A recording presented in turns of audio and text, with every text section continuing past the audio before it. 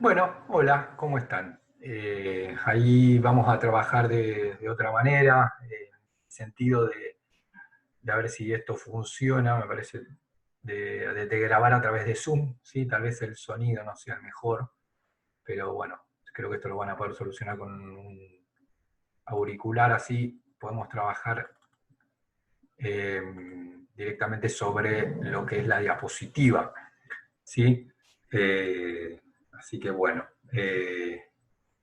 Recuerden que estamos trabajando la cuestión de la identidad de los sectores populares, acá incluimos clase media por momentos, ¿sí? Eh, bueno, voy a ir un poquito rápido a ver si podemos hacer estas tres diapositivas, ¿sí? Nosotros estuvimos trabajando sobre la experiencia, ¿sí? La experiencia de los sectores populares y la experiencia urbana, ¿sí? El video anterior, ¿sí? Nos quedan estas tres diapositivas, ¿sí? En la cual, ahí vamos a ampliar.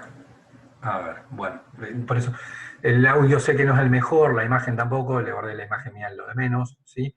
Me interesaba el tema del audio, pero bueno, creo que se escucha o con un auricular lo van a poder resolver, pero bueno, lo bueno es que yo acá puedo ir marcando y antes les tenías que decir eh, tal momento, tal otro momento, y nada, me parece más piola así, ¿sí? Bien, seguimos con este subtítulo que es los sectores populares y la experiencia urbana, ¿sí? Hablamos de un proceso de suburbanización en la ciudad de Buenos Aires, ¿sí? Un proceso de suburbanización, donde dijimos que estas zonas eran bastante poco pobladas, densamente poco pobladas, ¿sí? Esta era la zona más poblada, ¿sí? Y se empieza sobre estos círculos a, digamos, la población que estaba concentrada en esta zona a desconcentrarse hacia acá, ¿sí? Sumado a la población que comienza a venir de las migraciones internas, ¿sí? Que ya vendrían, digamos, como digamos, por fuera de la capital, ¿sí? Entonces, hablamos de la existencia de fábricas y talleres, de loteos con facilidad de pago y de la red de transportes públicos que permitía viajar al centro, ¿sí? Digamos, desde estos barrios hacia el centro, ¿sí? Además de lotes baratos para comprar y poder hacer su casa, ¿sí? Y de la existencia de fábricas y talleres en estos barrios, ¿sí? Digamos, en estos barrios que daban empleo, entonces la gente ya se iba a vivir ahí, digamos, ¿no? Casi que ahí, ahí mismo, bueno, comienzo a tener, fíjense que acá está San Martín, ¿sí? Acá está San Martín, acá está la Ruta 8, ¿sí? Medio que esta parte también, ¿sí? Como también pasaba, por ejemplo, en Nota de Non, zona sur, por ejemplo, que sería esto, Avellaneda, ¿sí? Bueno, digamos, esto obviamente es un proceso que nosotros dijimos, bueno, primero está la población acá, después se va para acá, y después se empieza a ir a encontrar acá, lo que sería el Gran Buenos Aires, ¿sí? Esto más o menos es en ese momento también, ¿sí? Así que se da todo junto, ¿sí? Digamos que lo que comienza a suceder es, esto es bien sociocultural, comienza a haber como una transformación en el significado del habitar. ¿Sí? Me acerco al coso para ver si se puede escuchar mejor. Comienza una transformación en las formas del habitar. No soy un especialista, ¿sí? Pero entendamos el habitar no como el vivir en un lugar, digamos, que tiene que ver con eso, pero es más que eso, ¿no? Tiene que ver con la experiencia que yo tengo, todo lo que rodea el habitar, ¿no? Eh, ¿Qué experiencia, digamos, experiencia en el sentido qué es lo que siento, digamos, al vivir en un lugar o en otro, qué es lo que estoy buscando, ¿sí?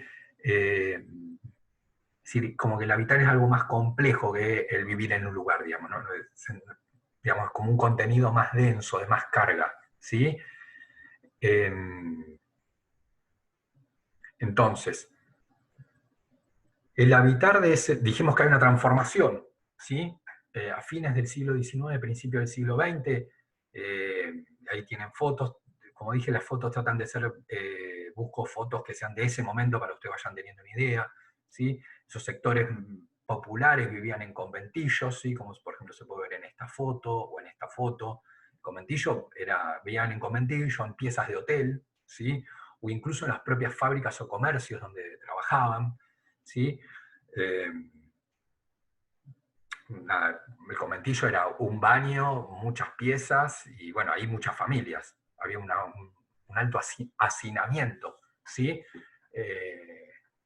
Como se puede ver, por ejemplo, en estas fotos, ¿no? El baño era compartido, los patios eran compartidos, ¿sí? Pero bueno, era lo que podían aspirar los sectores populares, que en ese caso, sobre todo, la mayoría eran inmigrantes, ¿sí? Fíjense en esto de la experiencia al habitar que yo decía, ¿no? Me parece que capaz con el ejemplo acá sale mejor. Fíjense que ahí había como una experiencia de bastante, no digo ausente, pero bastante débil de la cuestión de privacidad. Porque es como que es bien diferente a lo nuestro, donde ya la cuestión de la privacidad no solo se da en la familia, sino que al interior de la propia familia, ¿no? Acá fíjense que el baño era compartido, los patios eran compartidos, entonces la noción de, y lo que te diferenciaba de otra familia era una pared, una pieza, ¿sí? Lo que ahora nosotros eso es inconcebible, ¿sí? Lo que nos diferencia de otro individuo en nuestra casa es pues un familiar, ¿se entiende? Es como una pieza hasta para hermanos, una pieza para mí, otra pieza para mi hermano, ¿sí? Pero somos de la misma familia. Eso antes pasaba, pero entre familias directamente, ¿sí? Entonces la noción de privacidad era, no digo inexistente, pero era muy débil, ¿sí? Esa experiencia de privacidad, ¿sí? Nada, después digo, ¿no? La experiencia de vivir junto con otras familias, muchos casos eran de diferentes idiomas, de diferentes tradiciones, ¿sí? Bueno, eran, ¿sí? Diferentes lenguas, ¿sí? Muchos, como dijimos, eran inmigrantes, ¿sí?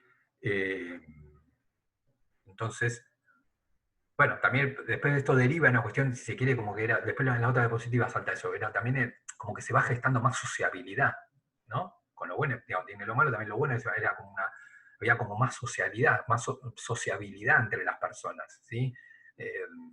No por poner que eso era ideal, pero bueno, ahora es bien diferente, ahora capaz ni, no hay sociabilidad entre los miembros de una casa, ¿sí? Imagínense que en ese momento era casi bastante bien diferente.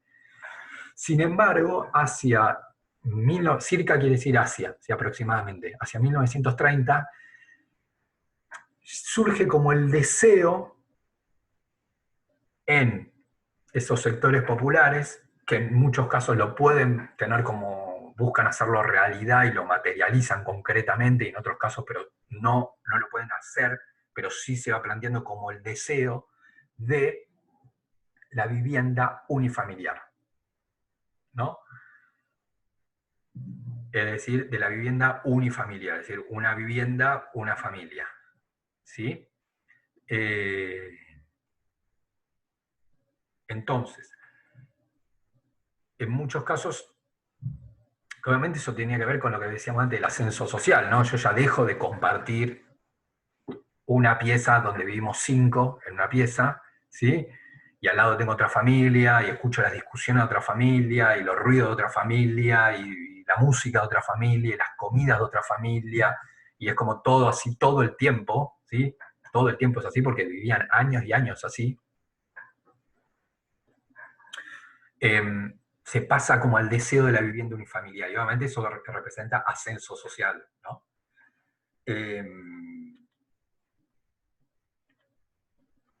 ¿No?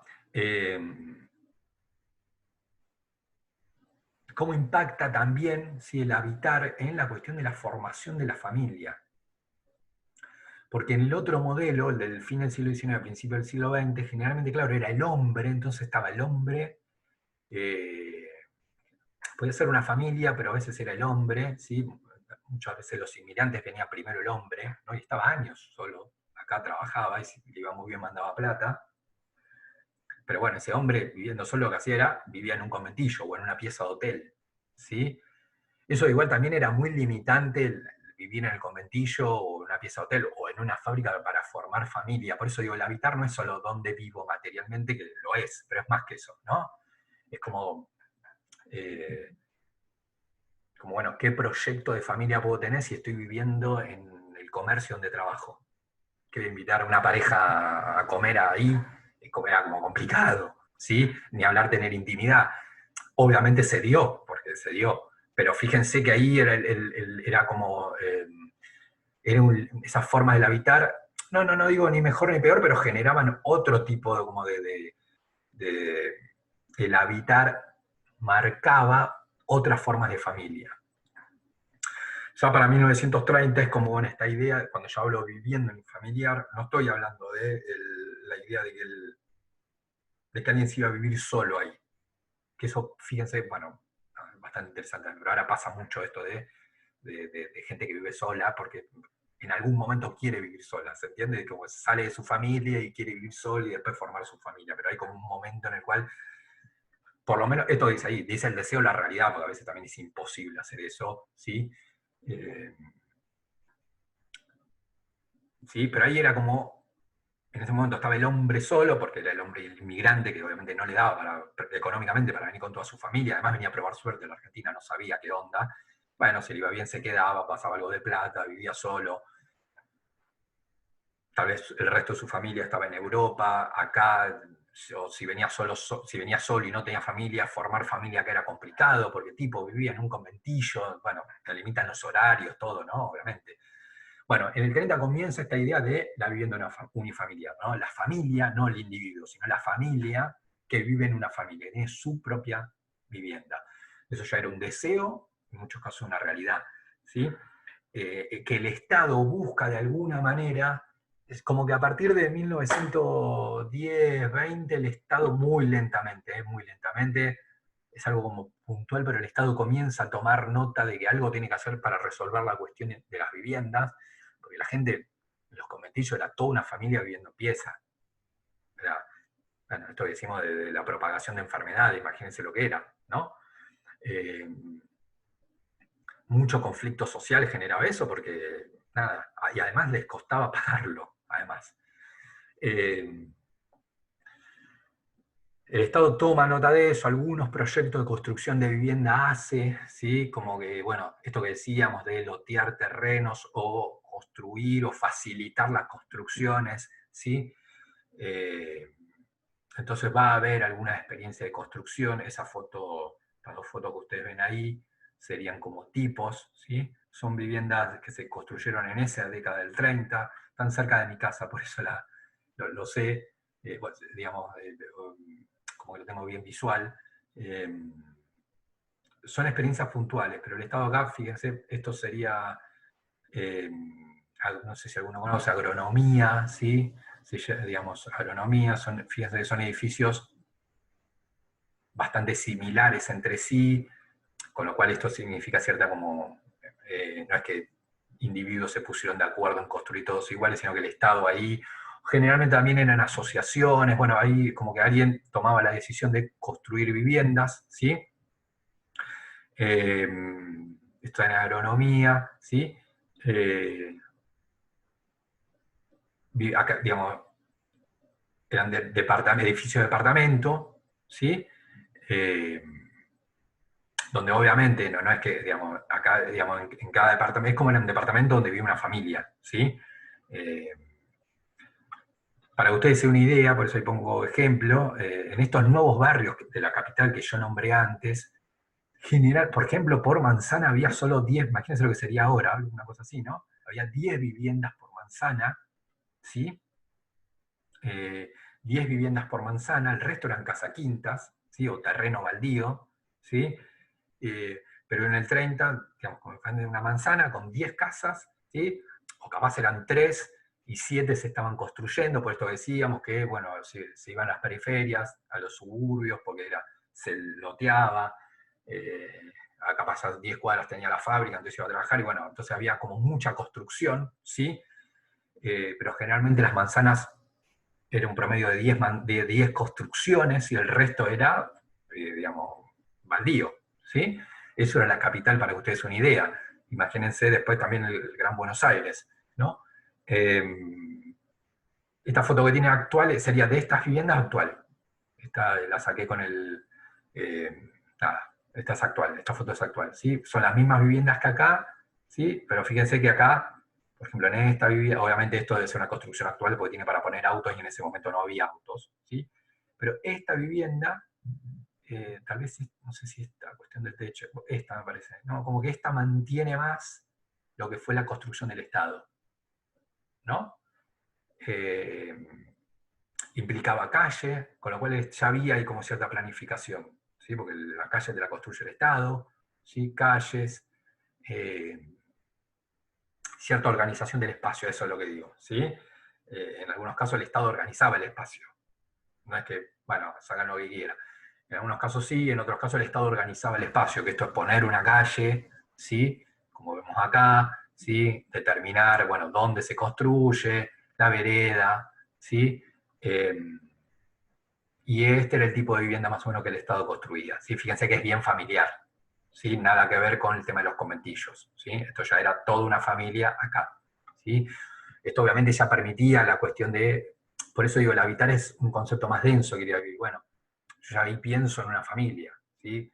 ¿Qué digo una familia? No es el hombre solo y la mujer allá en otro, o solo, sino que acá ya pensaba, bueno, el modelo típico de familia, ¿sí? Mujer e hijos, ¿sí? En cuanto a esto que veníamos hablando de la sociabilidad, ¿sí? Si yo comparo lo que sucede a partir del 30 hacia atrás, ¿sí? Voy a tener continuidad y cambio, ¿sí?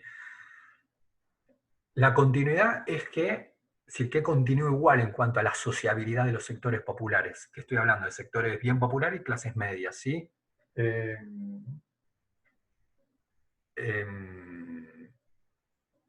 una continuidad de la sociabilidad es si se mantiene que continúa una sociabilidad orientada hacia el exterior, una sociabilidad orientada hacia el exterior.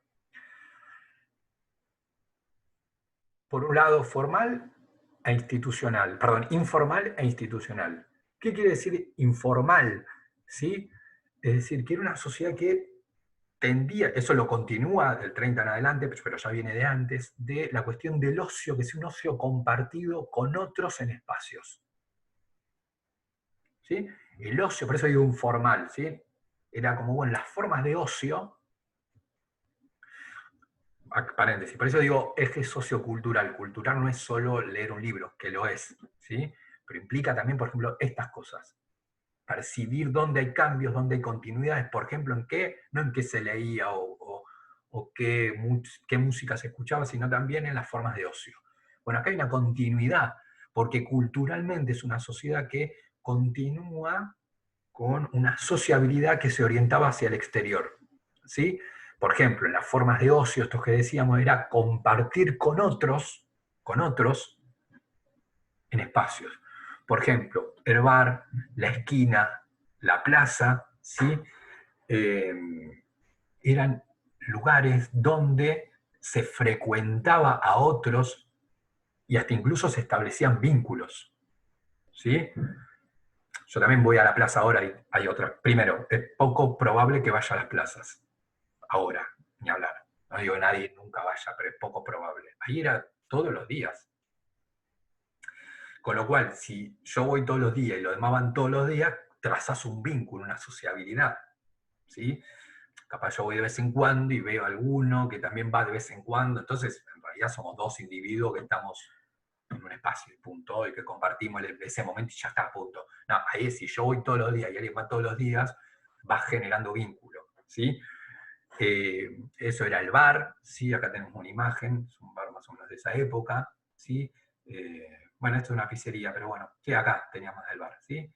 Era el bar donde después del trabajo, prácticamente todos los días después del trabajo me juntaba, ¿sí? Después de la fábrica, por ejemplo, sectores populares o la clase media, después del trabajo iba a tomar un café con amigos, iba a tomar algo con amigos, ¿sí? La esquina de la casa, bueno, ahí eran como lugares de sociabilidad, fíjense cómo está orientada hacia el exterior, ¿sí? En muchos casos, claro, deriva del otro, como no tenían, digamos, como era un conventillo, ¿no? Una pieza, no es que tenían ni lugar para descansar, después mi hermano tenía otro, después, no, era una pieza para todos, con lo cual la gente también salía por, nada, el ocio se hacía afuera, no se hacía dentro de la casa, ¿sí? Y también había orientada en función a espacios más institucionales, ¿sí? Como más formales, si se quiere, pero también vinculado al ocio o a lo político, ¿sí? Esto me refiero a clubes de barrio, pero ahí fíjense, ya estoy hablando de una institución, ¿sí? Clubes de barrio, bibliotecas populares, asociaciones de fomento, ¿sí? Eran como más instituciones, ¿sí? Microinstituciones, donde los individuos se sociabilizaban, ¿sí? Era muy común, ahora a algunos nos puede parecer raro, pero era muy común formar parte de clubes de barrio, de bibliotecas populares, de asociaciones de fomento, que eran de ocio, porque también la gente no es que iba a trabajar ahí, ¿se entiende? Pero era más institucional. O incluso espacios políticos, ¿sí? En muchos casos eran, se formaba, por ejemplo, una asociación de vecinos estoy inventando, ¿no? De agronomía. ¿Para qué me asociaba con otro? Bueno, me asociaba para que hiciera en la calle. Por ejemplo, si el Estado no lo había hecho, que el Estado no es que iba yo solo a reclamar, sino que me juntaba con otros, y me juntaba con otros, redactábamos, ¿sí? Una carta y la firmamos todos y le poníamos un nombre, Asociación de Vecinos de Agronomía. Entonces, íbamos al gobierno y presentábamos una carta. Ahí es un fin más político, si se quiere, ¿sí? Pero en muchos, claro, como las zonas suburbanas, no es que estaban construidas, estaban por hacerse, en realidad, no es que ya estaba la calle, en algunos casos sí, en otros no. Entonces, bueno, los vecinos se juntaban, dialogaban, acordaban, presentaban una carta, no presentamos, reclamamos, no reclamamos, cómo lo hacemos. Entonces ahí se asociaban, ¿sí? Como la cuestión del asociacionismo era muy fuerte, ¿sí? Eh, Entonces, asociaciones de fomento, ¿sí? Que esto que ejemplo que di antes, bibliotecas populares, ¿sí? Donde se podía organizar, por ejemplo, no sé, un dirigente político conocido iba a dar una charla, y después generalmente se hacía una comida, y se podía debatir alguna política o no. Muchas de esas bibliotecas populares arrancaban así, después terminaban con un conjunto musical que iba a tocar esa noche y la gente después bailaba, ¿sí? Fíjense ahí cómo se mezcla esto, lo del ocio con lo político, la gente iba a escuchar, piensen que no había, ni siquiera ahí todavía estaba muy difundida, la tele obviamente cero, no había. Radio algunos. Entonces eran las formas de ocio, che, viene tal dirigente, buenísimo, voy a escucharlo. Era, y además, si vivía en un conventillo, no tenía, tampoco es que había 20 opciones, era eso o quedarme encerrado en el conventillo, en la pieza entre 10 personas. Iba y escuchaba a un dirigente que hablaba sobre algo. Y después había y bueno, después me quedaba y comíamos todos juntos, se organizaba era algo más organizado, ¿no? Una cena, y capaz después venía un conjunto musical y hacía un baile, ¿no? Fíjense como todas estas formas de ocio son con otros. Repito, no es que ni mejor ni peor, pero fíjense la diferencia sí, en un siglo prácticamente, en un siglo que hay con nosotros, ¿no? Donde la forma de ocio es quedarme encerrado jugando a la Play, por ejemplo, algo bien individual. Y si me junto con otros, a través de la red, no es un contacto directo, ¿sí? Repito, no es para decir eso, antes estaba bien y ahora está mal, ¿no? Pero fíjense como en un siglo, que ni la historia no es nada, ¿sí? Es poco tiempo, ¿sí? Cómo ha cambiado la cuestión de la sociabilidad, ¿sí? Y si tengo que hacer un reclamo por algo, lo hago en la red yo solo, no me junto con otro, ¿sí? Esos espacios, tanto informales como institucionales, eran espacios de integración social. Esto era muy importante, porque eran en realidad los espacios, esto era una cuestión muy, muy, muy particular de la Argentina también, que está vinculado a lo primero que decíamos las clases medias, donde eran espacios donde como que era una sociedad fluida. ¿Y en qué me daba cuenta? En que en el bar, para divertirse, se juntaba tanto un clase media como un sector popular, o por lo menos compartían el mismo bar. Capaz en una mesa había uno, pero compartían el mismo espacio. Y hasta muy posiblemente en el mismo grupo, no sé, de amigos de la plaza, estaba el hijo de un clase media con el hijo de un obrero, y jugaban juntos. Ahí era una sociedad como que se iba integrando, ¿sí? Eh, el hijo de un abogado con el hijo de un obrero. Hoy eso, ahí sí que hay una gran diferencia, y esto muchos creemos que esto sí es para mal, como que la sociedad argentina, que eso fuera algo muy interesante que tenía la sociedad argentina, se comenzó, digo, o esto de la asociación de fomento, lo formaban todos los vecinos, y ahí yo tengo un clase media con un sector popular, ¿sí? Bien popular, y un clase media.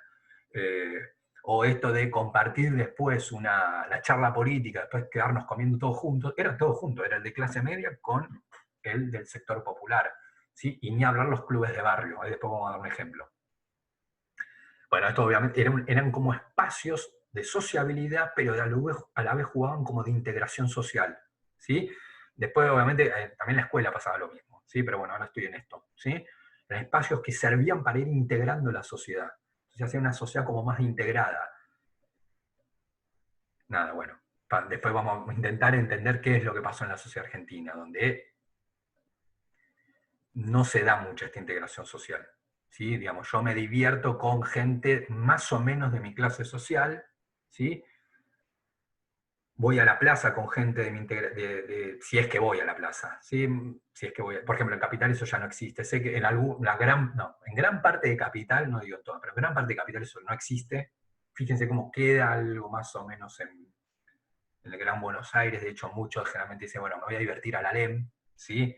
Donde es verdad que ahí puede tener contacto con gente de otra clase social, pero no habla ni loco, ¿sí? Es decir, va el grupo de amigos que más o menos es socioeconómicamente parecido a él, y a lo sumo habrá otra banda de amigos de otra clase social, pero no hay integración ahí, ¿sí? Y ni hablar los boliches también, digamos, los bares, boliches, como que está bien delimitado generalmente, ¿sí? No quiere decir que hay excepciones, obviamente, ¿sí? Donde alguien pueda ir, pero como que frecuente, digamos, ni siquiera los bares o boliches en Capital, eso está remarcado también, ¿no? Está como en Capital muy marcado, ¿sí? Dónde son los bares que va tal clase social y dónde son los bares y boliches donde va otra clase social, ¿sí? No hay espacios de integración, ¿sí? Con inmigrantes menos. Piensen que en ese momento sí, ¿sí?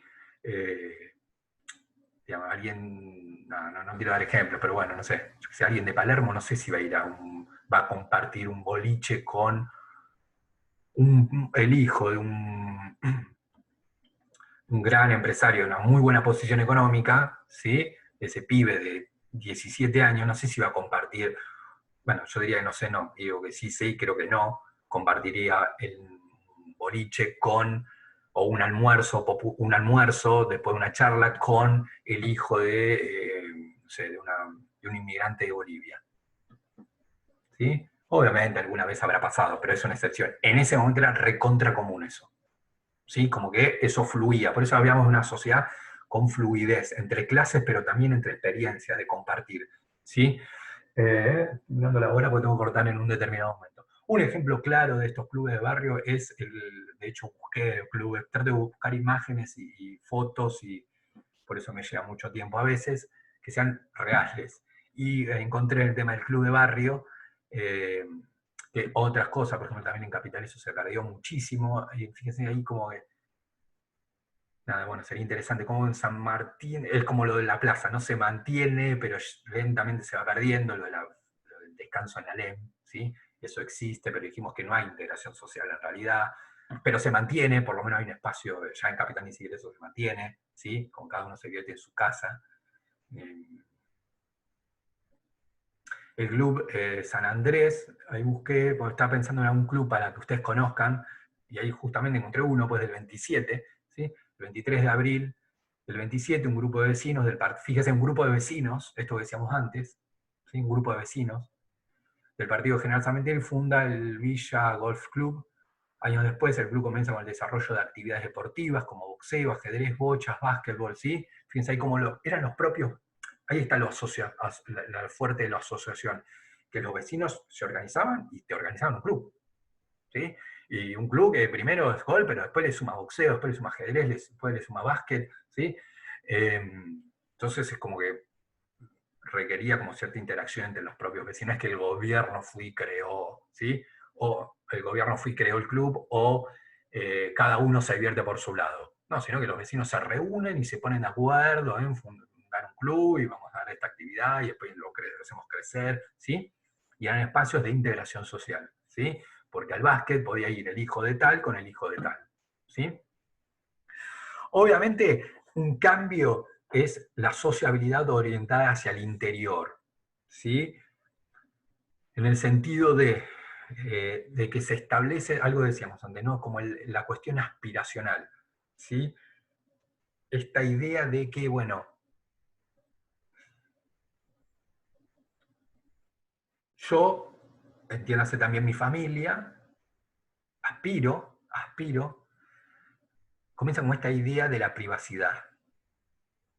¿Sí? Fíjese que, ahora vamos primero a esta idea, a la idea de la privacidad. Claro, ahí es donde yo empezaba a pensar en salir del conventillo, o en salir de la pieza de hotel, o vivir en el lugar donde trabajaba, ¿no? Como comienzo a tener esta idea de la privacidad. Bueno, yo quiero mi casa, donde tenga mi privacidad, ¿sí? Eh, Sobre todo, era aspiracional porque en muchos casos dijimos que era una aspiración, en muchos casos lo pudieron concretar, dijimos que hay mucha clase media, hay mucho crecimiento de la clase media, entonces lo pudieron concretar, otros no, ¿sí? Pero algo bien propio de la clase media es, bueno, esta idea aspiracional de decir, bueno, quiero mi espacio, mi privacidad, ¿sí? Eh, digamos, quiero mi casa, ¿qué representa mi casa? Es mi privacidad en realidad, ¿sí? De levantarme a la hora que quiero, de no tener que convivir con otros que no quiero, de pintarla del color que yo quiero, del que el patio sea mío, de no escuchar los ruidos de los demás, ¿sí? Quiero mi privacidad, ¿sí? Y también asociado esta idea de la privacidad también a la cuestión del confort. Digamos, se establece, ¿por qué digo hacia el interior? Porque ahí es como algo que yo quería para mí, para mi familia, ¿sí? Eh, y con el estilo de vida de clase media, que tiene que ver con la privacidad, tiene que ver con el confort, con el espacio propio, ¿sí? Sí, bueno, yo quiero mi casa, quiero mi espacio, mi patio, ¿sí? Eh, entonces era esta idea aspiracional del espacio propio y del confort, ¿sí? Ahí también se asocia la idea de la casa al confort, ¿sí? Obviamente esto es de larga duración, esto prácticamente es hasta el día de hoy. Bueno, digamos que en realidad este proceso, el segundo, se recontra ya profundizó. Uno podría decir, bueno, hay como una profundización de ese proceso, porque ya la privacidad ya no es solo entre mi familia, ahora digo, entre mi familia y la del vecino, que yo no quiero compartir espacio con el vecino. Ya ahora podemos decir es incluso al interior de la propia familia, ¿sí? Al interior de la propia familia es donde ya se construye, como que avanzó ese proceso. Ya quiero construir privacidad no solo en relación a el vecino de al lado, ¿sí? Por eso pongo una pared alta. eh, Antes había rejas que uno podía más o menos ver, bueno, ahora hay una pared alta, ¿sí? Como que construyo mi separación del otro, pero ya también eso está pasando hace un tiempo al interior de la propia familia, ¿sí? Donde yo quiero construir, los miembros incluso de la propia familia ya construyen su privacidad. No sé si se entiende. Y obviamente la idea del confort ni hablar, ¿sí? Es como, la casa no es un lugar de paso, ¿sí? Donde lo importante es lo de afuera y mi casa, bueno, duermo, como me voy. Sino, mi casa tiene que ser, no es un lugar práctico, ¿sí? Sino tiene que ser un lugar donde pueda descansar. Entonces, si hace calor, tengo un aire acondicionado que me regula la temperatura. Si hace frío, tengo la estufa, ¿sí? Si también es mi lugar de ocio, entonces voy a tener una sala para la tele con la con no sé, la Play, ¿sí? Como que voy construyendo mi lugar de ocio también ahí, ¿sí? Eh, entonces, eh, se construye una sociabilidad con una continuidad que es hacia el exterior y un cambio que tiene que ver con, obviamente en el otro modelo todo eso era imposible, sin las formas de habitar que dijimos antes, ¿sí? Sí, disculpa, sé que se extendió un poquito, pero voy súper rápido, ¿sí? Terminamos esta diapositiva, la última diapositiva son las actividades que ahí ya les hablé, que son estas son actividades que tienen que hacer, tiene que ver con la cultura popular, ¿sí? La cultura popular hay tres cuestiones, nada más tres. Una es que se comienza a partir circa, quiere decir aproximadamente, dijimos 20, 30, ¿sí? Como es algo cultural es difícil determinar un año preciso, obviamente, ¿no? Son cosas culturales.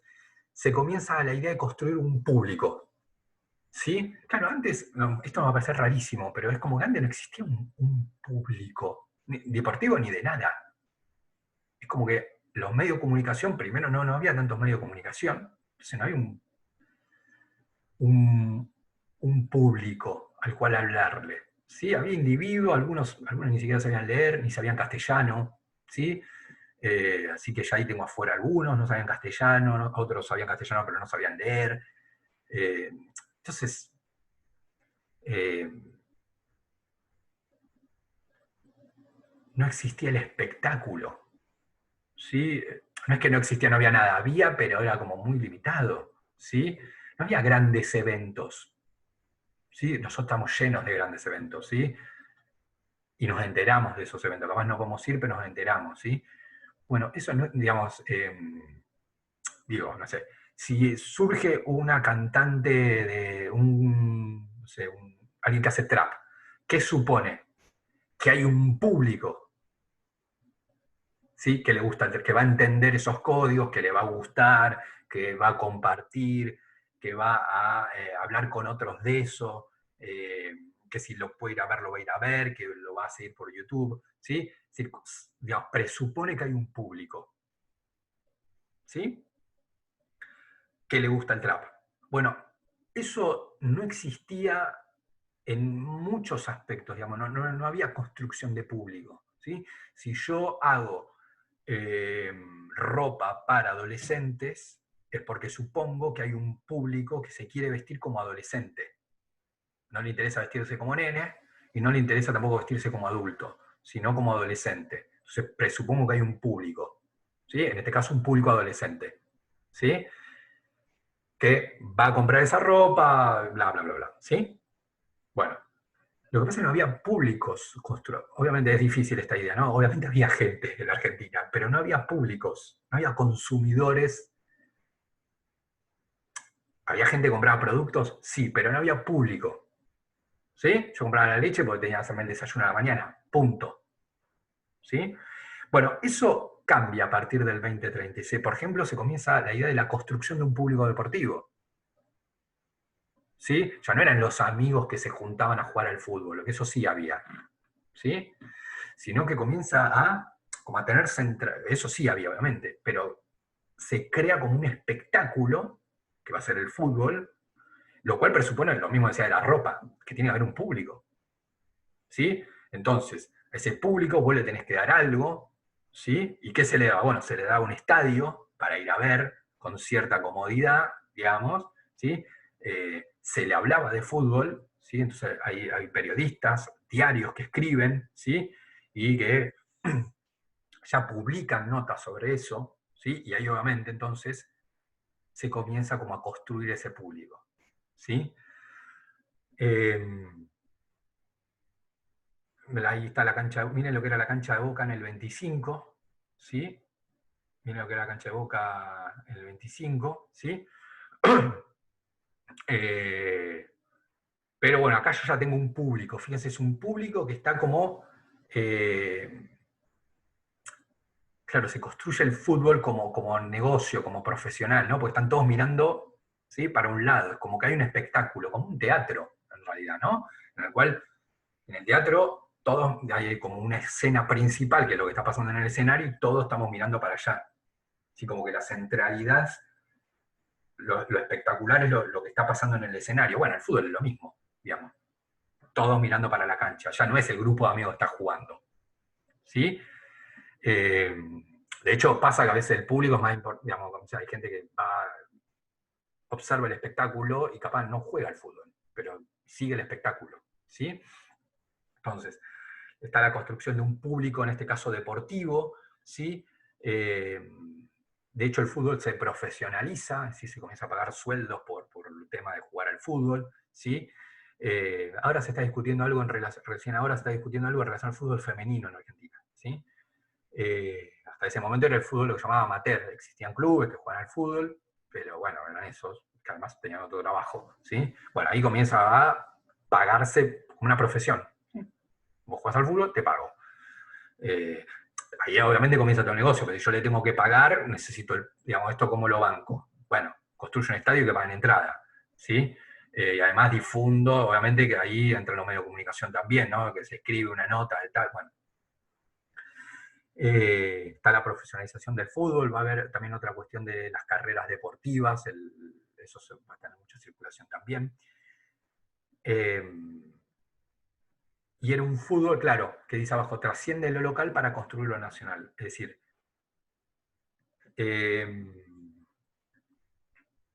Obviamente los clubes, generalmente, como era el nombre, club, el club estaba asociado generalmente a un territorio, ¿sí? Nadie era hincha como ahora, eso es el año que viene, nadie era hincha del Barcelona, eso no existía en ese momento, ¿sí? Porque yo, como que yo tenía una fuerte identidad con mi barrio, no con España o con Inglaterra.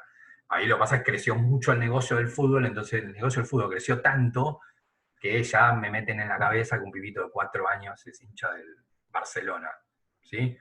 Que ni sabe cómo se escribe, pero bueno, le habla de Messi, Messi, Messi, Messi, Messi, Messi, el pibe decía Messi. En ese momento eso no pasaba si yo era hincha de alguien de mi barrio, ¿sí? Entonces yo nacía en La Boca, era hincha de Boca, ¿sí? Argentina va a ser igual un caso medio particular en ese sentido, pero bueno, eso lo hablaremos en otro momento, ¿sí? Eh, pero en líneas generales estaba como que había un fuerte arraigo a lo local, ¿se entiende? Ahora, en función de eso local, además, no en opuesto, no es en opuesto, pero además, cuando digo trascender, digo que lo incluye, es algo que lo incluye a esto y avanza. Se va construyendo lo nacional, ¿sí? Si no solo, mi identidad no solo era de hincha de Boca, sino que de hincha de Boca y argentino. Yo era hincha de la selección argentina, ¿sí? Es decir, como que la primera base era lo local, a lo cual después yo llegaba a lo nacional, ¿sí? Y obviamente ahí, esta idea de construir públicos, ¿sí? Estaba el enfrentamiento entre localidades, Boca y Chacarita, ¿sí? Y en un nivel superior, Argentina y Brasil, Argentina y Uruguay, ¿sí? Es decir, que lo nacional se afianza, se asienta en lo local, ¿sí? El mejor de Boca, el mejor de Chacarita, el mejor de River, el mejor de Independiente, formaba la selección nacional, de la cual éramos hinchas ahí sí todos, ¿sí? El que vivía en Chacarita y el que vivía en Almagro y el que vivía en Núñez y el que vivía en La Boca, ¿sí? Es decir, hay un público que se apoya en lo local y también en lo nacional, ¿sí? Otras formas bueno, tenía que ver con la música popular, que era el tango, ya creo que estuvimos hablando de esto, no estuvimos hablando de esto, no me acuerdo. El tango que surge como una música popular, ¿sí?